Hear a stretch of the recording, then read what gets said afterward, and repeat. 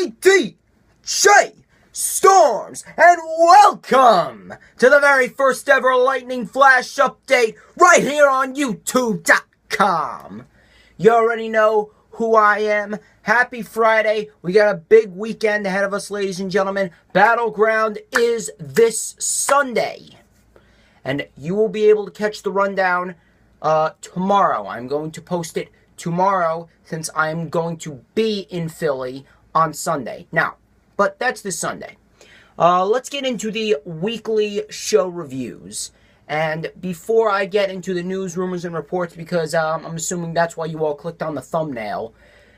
Before I get into the news, rumors, and reports, which I will get into, and I have a lot regarding Battleground, SummerSlam, possibly plans going into the near future, I want to say that this week for wrestling, it was decent. It was decent. It wasn't the best. It had its moments here and there across all 4 weekly shows. So I will give WWE credit there. SmackDown Live had a decent go-home show for Battleground, and I'm looking forward to watch Battleground Live. Now then, let's get into the weekly show reviews. So, kicking off Raw this week, we had Dean Ambrose came out with a steel chair and called out Miz in the Miz-tourage. Seth Rollins interrupted. Dean Ambrose basically stated that, we were brothers, not anymore, because you took a steel chair and stabbed me in the back. I don't know who the hell you are. I went to war with my brother. And Seth Rollins said, yes, that was over 3 years ago, and I apologize. Seth Rollins apologized. Dean goes, I see that your lips are moving, but don't hear nothing. Seth then stands in front of Dean with his hands out and says, hit me, damn it. Hit me with a steel chair. If this is going to get all this anger and pent-up emotion for 3 years out of your system, then hit me. Dean throws the chair out of the ring. Then the Miz and the Miz-tourage interrupt, and they attack Dean Ambrose and Seth Rollins with chairs. Decent opening segment, and I have some news on Dean Ambrose and Seth Rollins' little Shield reunion. The first matchup of Raw was contested between Bayley and Alexa Bliss. It was decent. Bayley ended up winning with an assist from Sasha Banks when she came out to stop Nia Jax from interfering. And something would transpire later on in the night between Bayley and Sasha Banks, which I will get to. Arya Daivari then challenged Akira Tozawa to a match on Raw. He feels that Akira Tozawa is an embarrassment to his people after he resorted to a low blow and begging for championship rematches against Neville. Then Mustafa Ali and Gentleman Jack Gallagher defeated D. Brian Kendrick and Drew Gulak just when I thought that WWE was actually putting forth some effort with the cruiserweights, this happens. It didn't even last 5 minutes. Mustafa Ali and Gentleman Jack Gallagher got the win. Last week's tag team match for the cruiserweights was better than this week's. That's all I got to say about that. Next segment included Enzo Amore stating that at Great Balls of Fire, he made Cass finish the fight he started. He got back into the ring until he had nothing left to fight for, but when the going got tough for Cass, as in Big Show coming out, staring face-to-face with Cass, Cass ran off. That's the main difference between you and me, he said. Cass then came out and said he's going to finish the job and lay out Enzo for good. Shut his mouth. Then Enzo went into the crowd with a little kid, basically stated, after this, I'm going to be asking you the question, how you doing? And he motioned to the stage. The Big Show came out, and him and Cass started to brawl. This resulted in Big Cass laying out both Enzo and the Big Show. So I'm guessing this is going to lead to a Cass versus Big Show match with Enzo as Big Show's manager. This is where things started to get a little interesting. Finn Balor and Elias Sampson had a rematch from last week. Started off good. It was a decent match. And Finn Balor won by disqualification after Elias Sampson smashed Finn Balor with his guitar. And later on Twitter, Finn Balor posted a picture of a huge cut right on the side of his head, right here. And it ran right from where his eyebrow ended to about where his ear started. And this was a cut from the wooden pieces of the guitar. Looked pretty brutal. And then afterwards, Bray Wyatt then interrupted. He basically stated that he loves seeing Finn Balor in pain.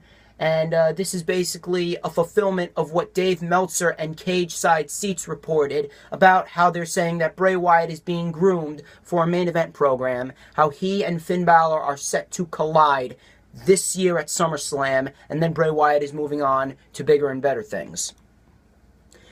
Dean Ambrose and Seth Rollins had a backstage segment with Kurt Angle, in which this resulted in Dean Ambrose and Seth Rollins asking Kurt Angle to book a 2-on-3 handicap match between themselves, The Miz, and The Miztourage for next week. Kurt Angle was then featured again before he went out to reveal his big announcement with a Sasha and Bayley segment where he announced that next week Sasha Banks and Bayley will face off in a number 1 contenders match next week to determine who will go on to SummerSlam to face off against Alexa Bliss for the Raw Women's Championship. And I do have news on the Raw Women's Championship picture later on in this video. Then Arya Daivari defeated Akira Tozawa after Titus called the ref to stop the match. Akira Tozawa was not happy, and later Titus basically explained that you got a match with Neville for the Cruiserweight Championship in the future. I want you at 100%. Okay? This is a marathon, not a sprint.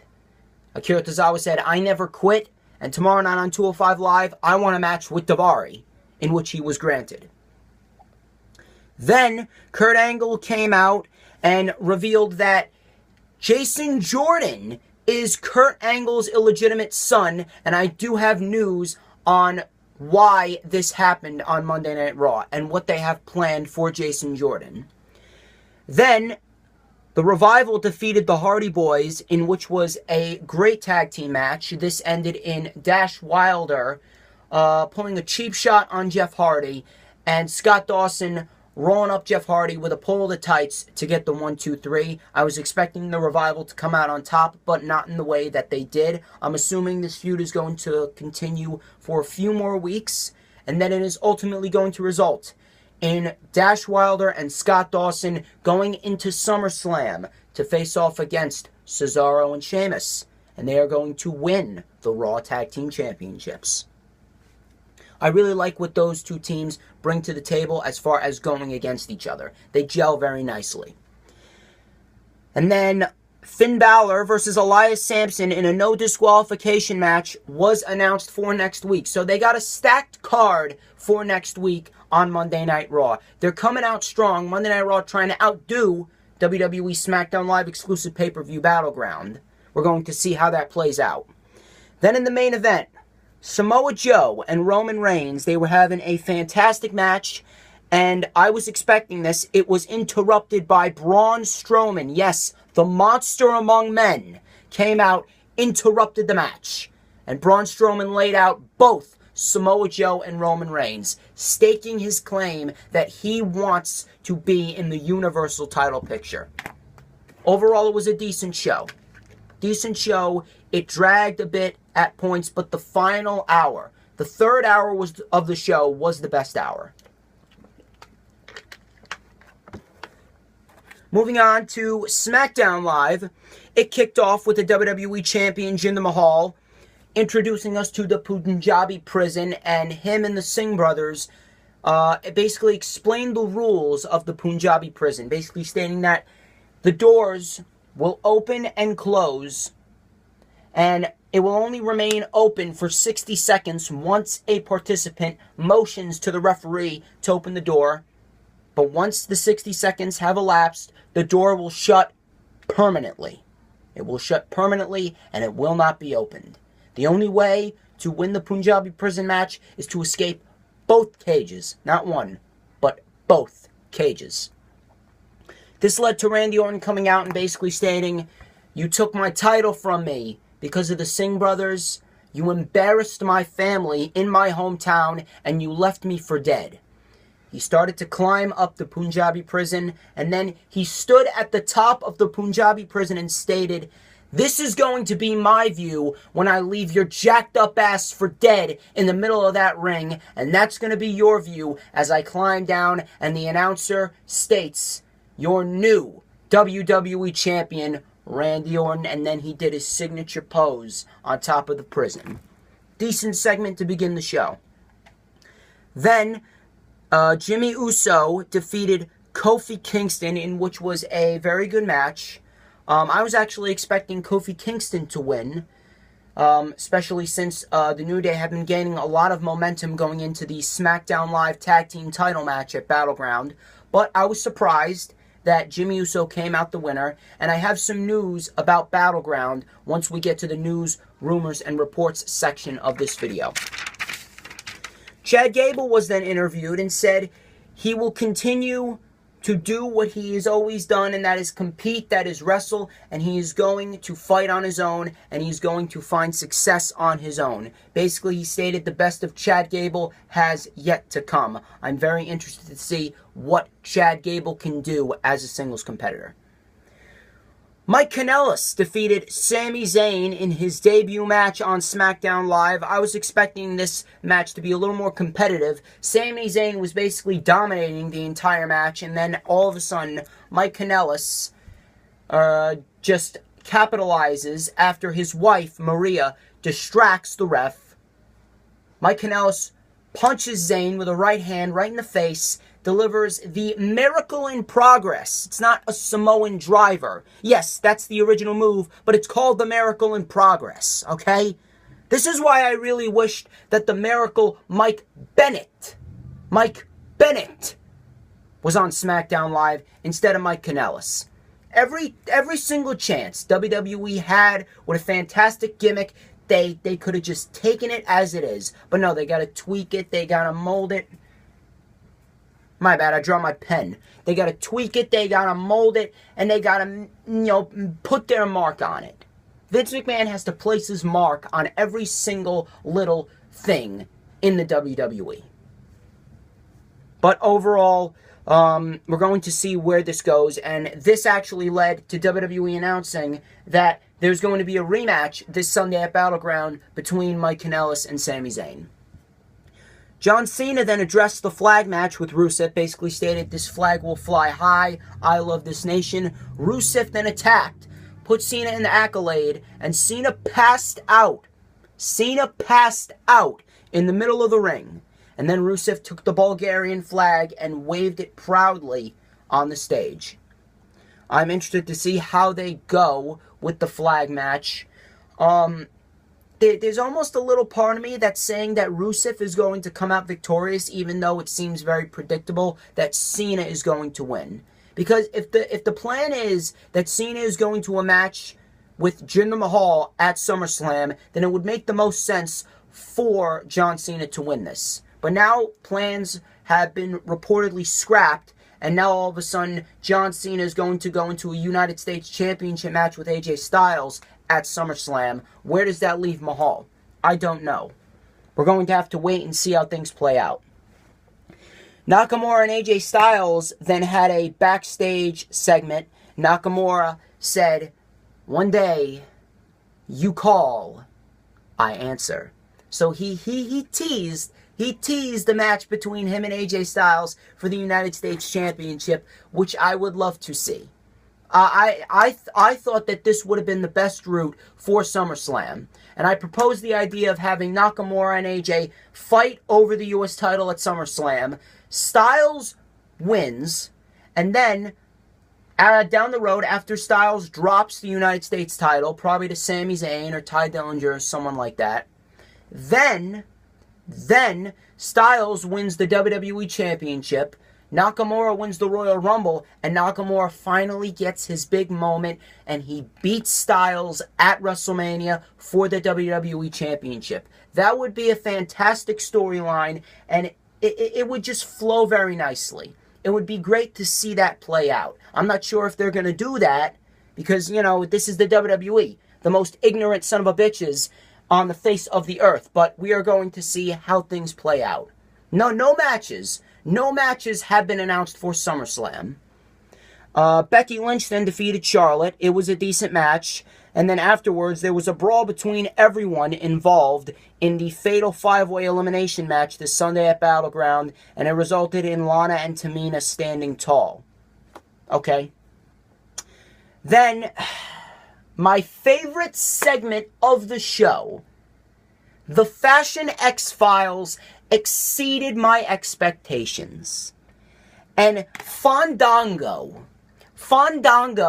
gave us yet another Quote of the Year nominee when he was talking to the delivery guy.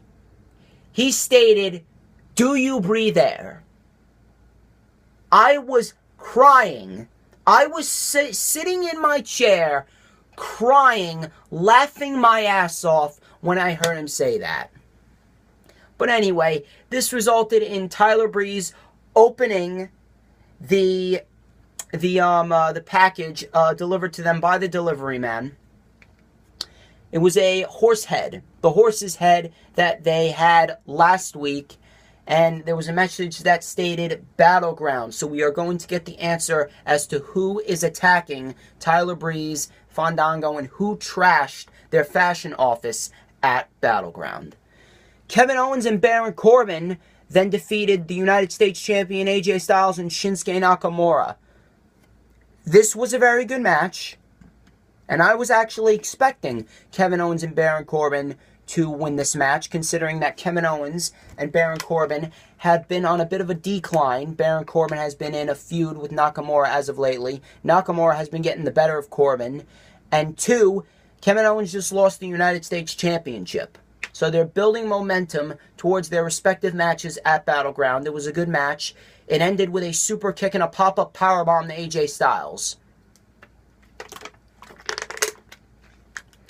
So those two matches are in contention of stealing the show. It could either be Kevin Owens or AJ Styles or Baron Corbin and Shinsuke Nakamura that is going to end up stealing the show this Sunday in Philadelphia. Overall, decent show. I liked it better than Monday Night Raw, as usual. 205 Live, and once again, 205 Live continues to follow up with consistently good main event level matches. And it happened to include Drew Gulak and Mustafa Ali. And I'm going to put this out there, Mustafa Ali, without a shadow of a doubt, is the perfect definition of a baby face cruiserweight. The man tells a story with his facial expressions, and he sells like a beast. He put over a simple clothesline by Drew Gulak by turning himself inside out. I have never seen that man botch. And let me tell you something. He does the usual cruiserweight stuff. He does somersault planches. He does corkscrew planches. He does tornado DDTs. He does imploding 450s. And I have never seen him botch a single one of them. Cross bodies, rolling neck breakers. He's never botched. I have never seen him botch since the moment he has stepped foot in the WWE. He is the smoothest cruiserweight on the roster. And without a doubt, I really do hope that he gets his rightful cruiserweight championship opportunity against Neville at SummerSlam. Mustafa Ali defeated Drew Gulak in the 2 out of 3 falls match. It was a great match, and the right man won. Mustafa finally put his rivalry with Drew Gulak to rest. In the next match of the show, Brian Kendrick defeated a local athlete that supported Jack Gallagher. This was to advance a feud between him and Gallagher. Nothing really too special there. TJP was then interviewed backstage, and he said, I'm going to go pick a partner. Swan's going to pick a partner. We meet in a tag team match next week. And in the main event, Tozawa defeated Daivari with a roll-up of the tights, and Daivari then attacked afterwards. So, it was a decent match. Interesting to see where this goes. I'm assuming that they're just having this little mini feud just for the time being until Tozawa gets his rightful rematch against Neville. Then, Wednesday's show, the best show on television, NXT, was aired. And the first match was Ember Moon versus Ruby Riott. The crowd was hot for this match. Was very hot for this match. I enjoyed the match, as did the crowd. Ember Moon won with the Eclipse. This is, again, this is all on the road to leading toward another match between her and Asuka at NXT TakeOver Brooklyn 3. Oney Lorcan then defeated Danny Burch in a hard-hitting contest and busting Danny Burch open right at the nose, right at the edge of the nose. Afterwards, they shook hands and Danny Burch said, "One more time. One more time." And Oney Lorcan obliged. So they're going to meet again down the road. Cassius Ohno versus Hideo Itami was announced for next week on NXT. I thought that they were going to be saving this match for NXT TakeOver Brooklyn, but apparently they're having it now. Interesting to see how this plays out. Does this involve a screwy finish? Does this lead to a rematch at NXT TakeOver Brooklyn? We're going to find out. In the main event, Drew McIntyre defeated Killian Dane, and the ending was fantastic. The ending was absolutely fantastic. Drew McIntyre hit the Future Shock DDT. Killian Dane kicked out at 1. Drew McIntyre hit the Claymore kick. Killian Dane got back up. Killian Dane screamed at McIntyre, "Come on, kick me in the face." And McIntyre hit a second Claymore kick and punched his ticket to NXT TakeOver Brooklyn, screaming at Bobby Roode, or screaming at the camera directly to Bobby Roode, "I'm coming after you and your bloody title." This match is going to be good. This could be a potential match of the year that we have on our hands at NXT TakeOver Brooklyn. Mark my words. Mark my words. Well, that wraps up the weekly show reviews. Time to dive into the news, rumors, and reports. Now, my first report I got here is from Pro Wrestling Sheet. And Pro Wrestling Sheet reported that Lesnar does not plan on re-signing with WWE after WrestleMania 34. His contract is said to expire not that short after the event. What does this mean? I do not know. I do not know what WWE's future plans are for Lesnar, but there's a rumor. This is just a rumor. This has not been confirmed. This is just a little dusty rumor floating around, and it stated that Samoa Joe could very well become Universal Champion at SummerSlam. I do not know how true this is. I'm going to have to do some more research on that when I get some free time. Shane McMahon was involved in a helicopter crash just off Gilgo Beach. He sustained no injuries, so thank God that Shane McMahon is okay. I'm not sure what caused this helicopter crash, but they landed in the ocean and he got out safely. So, thank God Shane McMahon is okay. Wrestling Observer noted that the Raw Women's Championship match at SummerSlam will not be a fatal four-way. So there will be no Nia Jax versus Alexa Bliss versus Bayley versus Sasha. Instead, it will be a regular singles match, and we are going to find out whether it is Bayley or Sasha Banks who is going to go to SummerSlam to face off against Alexa Bliss. I have some news regarding Battleground. Cage Side Seeks stated that Battleground will most likely not feature any title changes. Now, this comes as a shock, just not to me, but to a lot of other people. It may come as a shock to you, because I am assuming that a lot of you were thinking that the New Day were going to take the SmackDown Live tag team titles off of the Usos this Sunday, considering that the Usos did walk out on the New Day at Money in the Bank. But Cage Side Seats stated that Jinder Mahal, AJ Styles, and the Usos will most likely retain their respective titles in their respective matches, and they will go on to defend the titles at SummerSlam. Now, time for the report. That's the reason why you clicked on the thumbnail. This is why you clicked on the thumbnail. Rey Mysterio, yes, Rey Mysterio, the master of the 619, is now a free agent. And according to Sports Illustrator, WWE and GFW are interested in signing them. Actually, as I speak right now, he is currently in negotiation with both companies. He's currently in negotiation with both GFW and WWE. And it is up to him to decide which way he wants to go. It's time for my annual Slice Wrestling shout-out. Mr. Slice Wrestling. Follow him at Slice Wrestling. He reported that WWE is discussing on just having Dean Ambrose and Seth Rollins team up in a two-man Shield reunion, and the seeds have already been planted considering the events that have transpired over the past 2 weeks between Dean Ambrose, Seth Rollins, The Miz, and The Miztourage. Could this lead to Dean Ambrose and Seth Rollins challenging for the tag team titles? I don't know.